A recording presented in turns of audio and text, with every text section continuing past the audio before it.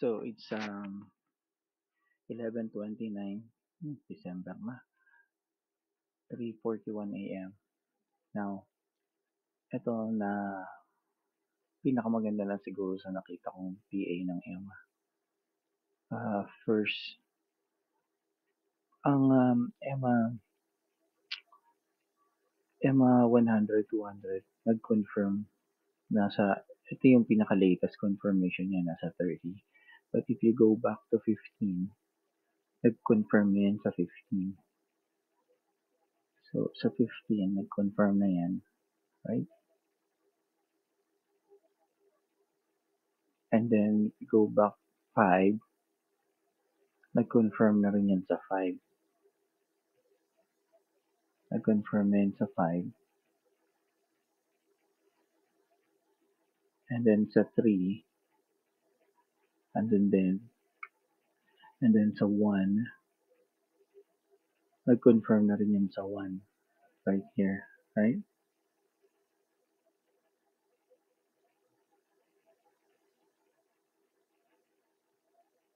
Confirm na rin yan sa 1. Ito yung ano. Then, if you go back to 30 seconds, and then 15 minutes, 15 seconds, nag-confirm na rin yan dito. Ayan o. 15 seconds. And you got to 1 second. You go back to 1 second.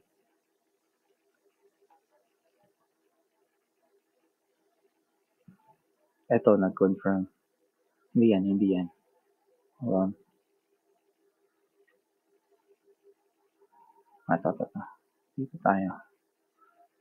If you go back to 1 second,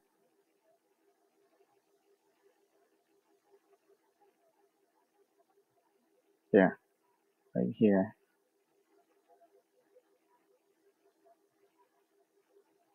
Right here. Nag-confirm din yan sa 1 second. Yan. And then, ito yung pinaka stop loss mo. SL. Now, if you check the bigger picture, kung saan siya latest na nag-confirm is nasa 30 minutes. Right there. Pero bago siya makarating dyan, marami na siyang pinag-confirman. Right? And yan yung napansin ko. So, meaning, ang trade mo, pwedeng mag-start sa first confirmation, which is 1 second. Kaya lang, habang tumataas yung minutes mo, lumalakas siya. Kaya siya nag-confirm sa 30. Kasi nag-confirm din siya sa 15 eh. Ayan o, nag-confirm siya sa 15 eh. So, anong mga entry dito? Ang mga entry dito, ito lang AB. Kasi sa 15, ang entry mo itong AB. Sa 30, actually wala ka pang pullback. Ang entry niyan dapat nandito sa pinakababa. Kasi hintayin mo mag-confirm. Kaya ka mag-stop loss kasi baka bumalik. Pero kung nandito ka na at gusto mo pumasok diyan, ihintayin mo tong maging hindi AB, maging 10-20. Like dito sa 15, ito ang 10-20 mo sa 15. Kasi itong confirmation mo eh. Pwedeng yun. Yung mga bumaba sa EMA 20. Right? Pero sa 5, kung sa 5 ka, ang confirmation mo ng 5 is right here, right? So, ang re-entry mo dyan, itong AB na to, itong AB na naman, itong babang to, itong pullback yan eh, parang nagtama yan eh. So, parang pa yan eh, 10-20 na din yan. Hindi nag-cross, pero nagdikit. So, 10-20 na din yan. Yan ang entry mo sa 5. So, kung bababa ka ng 30s ng 1 minute, right?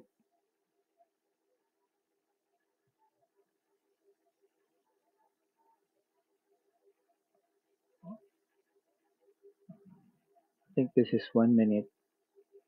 So, ang entry mo nandito pa sa taas. Ganun yun. Ngayon kung bababa ka ng kung nakita mong nagkaroon ng, sa 1 second, nag-dare ka, puwede naman. Kaya lang hindi siya strong kasi wala pang ang confirmation mo isa pa lang.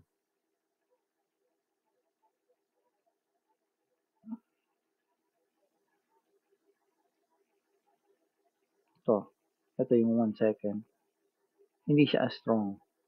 So, ang 1 second mo itong confirmation niya, binalikan niya, oh. Pinakamagandang entry yan, pero hindi pa siya as strong. Look, umangat na siya dun ta's bumaba pero 1 second lang yan.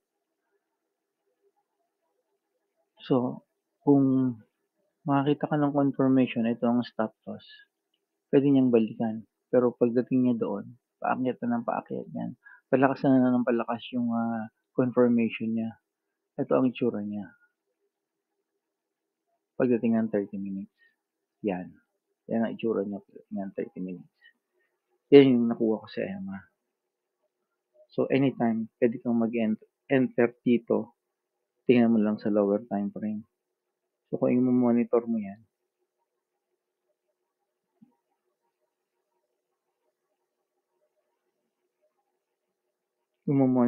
dito dapat nag-entry ako. O pwede pa ako mag-entry. Pwede na ako mag-entry dyan. Yeah. Pwede na ako mag-entry dyan. So, mag-entry ako. Lagyan lang natin ng pwede natin lagyan ng malaki-laki. Pero maliit lang naman ang stop loss. Ang stop loss mo lang, try mo lang dito mag-stop loss sa susunod. Right? Dito. Saka na mag-SL.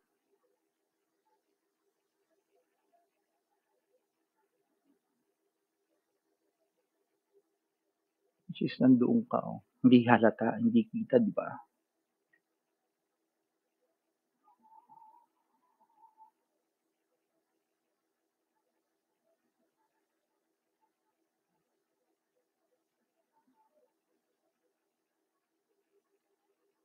So, dito ang SL natin.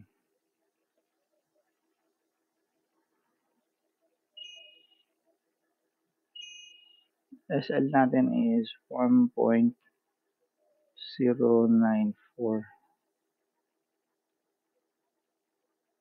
And then,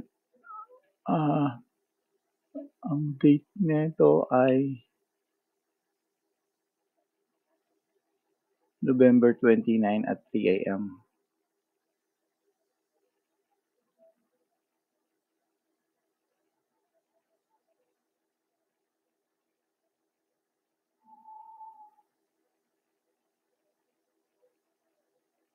Ang SL ko is $79. Right now, gain na siya ng $12. Okay. Ayan, yan ang napansin ko. Anyway, sana makatulong. Bye-bye.